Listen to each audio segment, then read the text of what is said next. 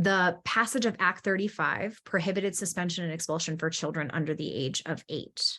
And in this last year, BBF partnered with the Vermont Agency of Education to produce a data brief that outlined all the existing data for children under the age of 9. And it outlined all the limitations and challenges, as well as considerations for policy.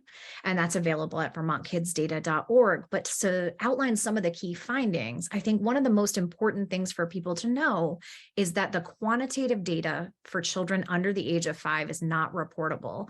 And that's because there are extremely low or small numbers that have to be suppressed in order to protect children's confidentiality and privacy under HIPAA and FERPA laws. But what we can show you as we're looking at data on children ages 5 through age 8 is that suspensions appear to increase as the age of the student increases. And if you look specifically at the last 2 series of columns between the 2020 and 2021 data, the number of suspensions decreased for students that are age 6, 7, and 8.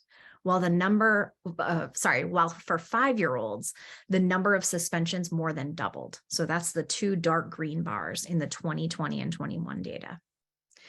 It's also important to note that our most vulnerable students are excluded at higher rates. And 2 examples of that are that students who are eligible for free and reduced lunch make up 35% of the student population, but they account for an average of 72% of suspensions.